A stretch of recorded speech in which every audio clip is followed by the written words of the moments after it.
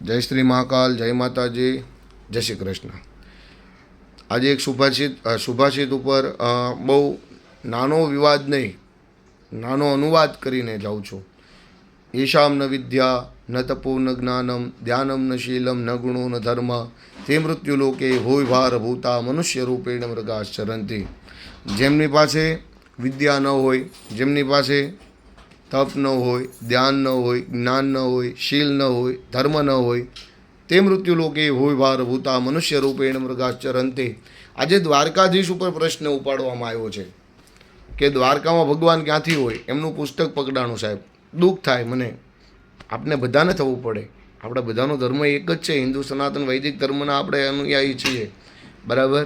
અને આપણે નહીં જાગીએ તો કોણ જાગશે સાહેબ? આપણે બધા એક છીએ. એક થવા માટેની હવે એક લાઈન શરૂ કરવાની જરૂર છે કે એક થવું પડશે.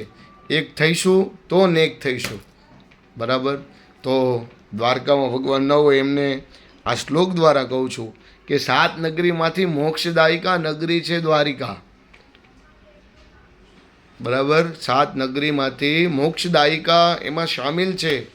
અયોધ્યા, મથુરા, માયા, કાશી, કાંચી, અવંતિકા, પૂરી, દ્વારિકા, સ્ટેવા સપ્તૈતા મોક્ષદાયિકા. ક્યાં હદ સુધી જઈશું સાહેબ?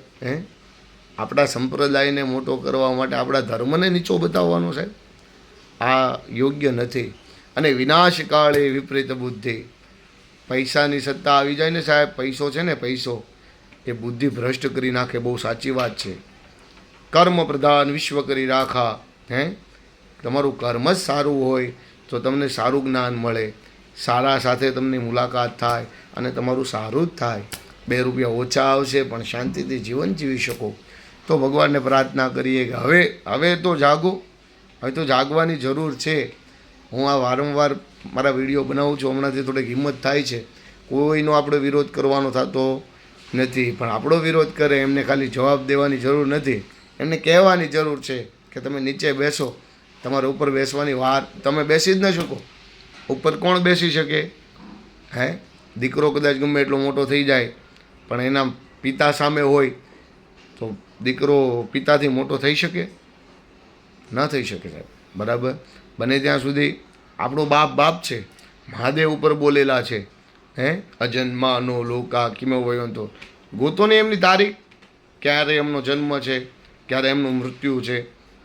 બ્રહ્મા ઉપર, બ્રહ્માએ જે સૃષ્ટિની ઉત્પત્તિ કરી એમની ઉપર સવાલો. જે વિષ્ણુજી આપણું પાલન પોષણ કરે છે એમની ઉપર બધા સવાલો કરે છે. તો જાગૃત થઈએ આપણે. બીજું કોઈ વસ્તુ મારો કોઈ હેતુ નથી. કોઈનું દિલ દુભાવવાનું મારું કામ નથી.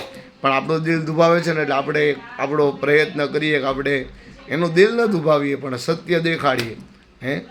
ભાગવતની અંદર, શ્રીમદ ભાગવત પુરાણની અંદર પહેલા શ્લોકની અંદર જ કીધું છે સત્યમ પરમ ધીમહિ.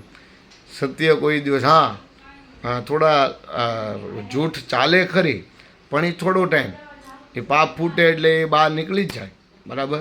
તો આ ધર્મરૂપી હિન્દુ સનાતન વૈદિક ધર્મને વારંવાર હાનિ પહોંચાડે છે. એમની માટે દરેક જાગૃત થઈએ. જય શ્રી મહાકાલ.